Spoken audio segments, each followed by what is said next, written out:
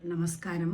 శ్రీమద్భాగవత మహాపురాణము ప్రథమ స్కందము 7వ అధ్యాయము.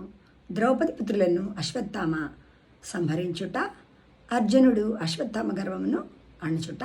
35వ శ్లోకము. మైనం పార్దార్హసి త్రాతుం బ్రహ్మబంధుమిమం జహి యోసావనాగసః సుప్తానవధీన్ నిషిబాలకాన్. అర్జున, ఇతడు అర్ధరాత్రి వేళ గాఢ నిద్రలో ఉన్న నిరపరాధులగు పసిబాలురను హతము అనర్చిన బ్రాహ్మణాదముడు కనుక వీనిని వధింపుము. 36వ శ్లోకము. మత్తం ప్రమత్తమున్మత్తం సుప్తం బాలం స్త్రియం జడం ప్రపన్నం విరథం భీతం నరిపుం హంతి ధర్మవీత్.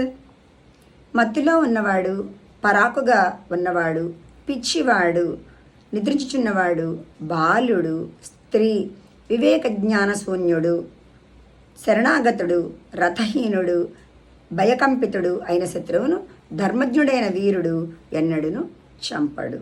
37వ శ్లోకము.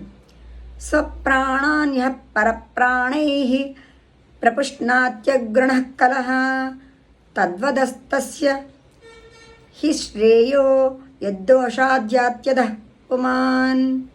తన ప్రాణరక్షణమునకై ఇతరులను చంపు దుష్టుడు, క్రూరుడు, వధార్హుడు. అట్టి వాణిని చంపుట వానికే శ్రేయస్కరము.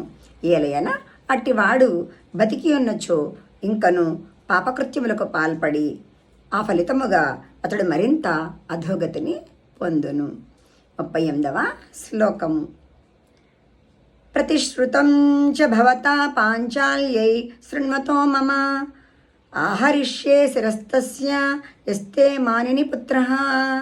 పైగా నా సమక్షముననే నీవు ద్రౌపదితో మానిని, నీ పుత్రులను వధించిన ఆ దుర్మార్గుని శిరస్సును ఖండించి తెచ్చెదను అని ప్రతిజ్ఞ చేసి ఉంటివి.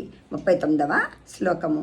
తదసౌవద్యతాం పాప ఆతతాయాత్మబంధుః భర్తుశ్చ విప్రియం వీర కృతవాన్ కులపాంసనః.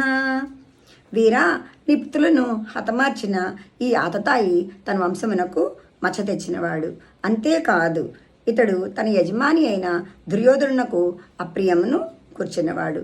ఇట్టి పాపాత్మని తప్పక వధింపవలెను. ధన్యవాదములు.